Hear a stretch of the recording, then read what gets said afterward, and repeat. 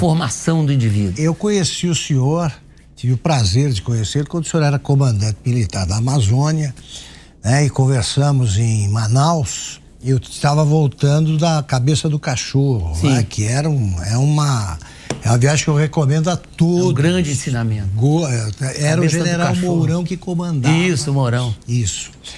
E o senhor me disse o seguinte: o senhor não gosta da expressão nações, né? Nação Yanomami e tal. E o senhor explicou por quê. Né? Não existe a nação italiana, a nação húngara, né? Eles também são descendentes de outros povos. Tá? Por que incomoda? O senhor falou do caso dos Yanomami, que poderia, eventualmente, né, num discurso da ONU, aquele Davi Yanomami, poderia proclamar a independência daquilo e daria problemas. Eu queria que o senhor analisasse. Ainda é assim?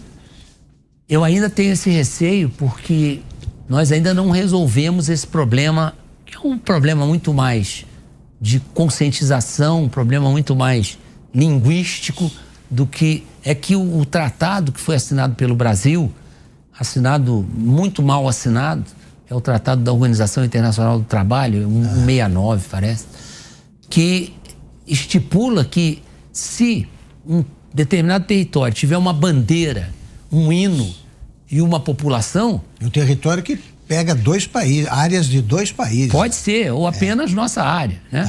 O caso dos Yanomamis é típico, né? Isso. O Yanomami, ele se estende desde de Roraima, isso, né? Ele entra pelo Amazonas, vai até lá no final da Cabeça do Cachorro. Né? E aquilo ali, de repente, aparece um Davi Yanomami, e não estou nem criticando o Davi, eu conheço pouco, mas ele resolve reunir aquelas populações Yanomamis e declarar: olha, a partir de hoje a minha bandeira é tal, tá?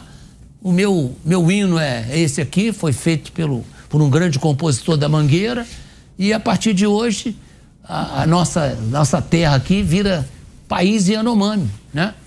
Vai se queixar com o João Kennedy. São todos brasileiros, né, senhor? Aí que tá. Eu tive a experiência de, assim que cheguei na Amazônia, fui convidado pelo então comandante do Comar 6, Brigadeiro Xavier, para ir com ele verificar uma acusação que tinha sido feita por um senador, pelo Mozarildo Cavalcante, de que a Venezuela estava invadindo o espaço brasileiro, o espaço aéreo brasileiro. E tinha acabado de chegar e fiquei sem graça de dizer pro Xavier que não ia. E o Xavier é meu companheiro de colégio militar. Aí nós fomos, um sábado, fomos lá em duas pequenas localidades, lá na parte noroeste de Roraima, né?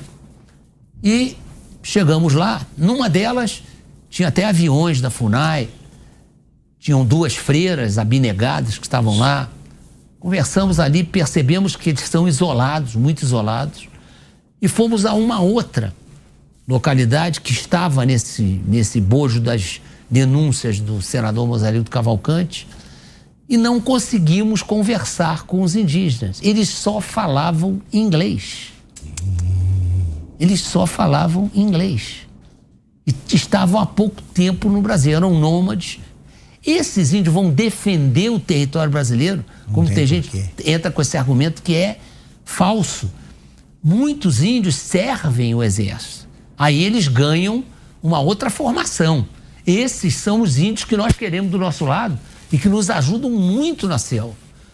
Os nossos mateiros, que são os homens do Centro de Instrução de Guerra na Selva, que trabalham com as patrulhas, não sei o quê, é impressionante. Eles são oriundos da própria Amazônia, a maioria deles indígenas ou caboclos. Eles têm um conhecimento da Amazônia que a gente não tem. Mesmo aqueles que fazem o curso de Guerra na Selva não têm nem de perto a vivência que eles têm. Não dá para dar. Aqueles igarapés lá não dá para circular. Não, eles não se perdem nos igarapés. Eles passando na selva, eles dizem, ó, aqui passou um tatu há meia hora. Isso aí. Vocês não vê nem o rastro do tatu. Pô, como é que esse cara sabe que o tatu passou há meia hora? Porque ele viu o rabo do tatu fez uma risca numa areia que está em cima de uma folha. É incrível. E ele percebe. Mas por que foi a meia hora? Não, porque há 40 minutos atrás estava chovendo. Então, se tivesse acontecido antes, já tinha apagado com a chuva. Então, são coisas que eles têm essa vivência. Eles botam o ouvido colado no rio, na margem do rio, e dizem a quantas horas está chegando um bote. Tem um bote a 4 horas daqui. Pode sentar ali e esperar que daqui a 4 horas vai passar um bote. Então, esse é o grande instrumento nosso para a defesa da Amazônia. É o conhecimento que esse pessoal, que é amazônida, eles têm, né? Isso aí é impressionante. Edilson.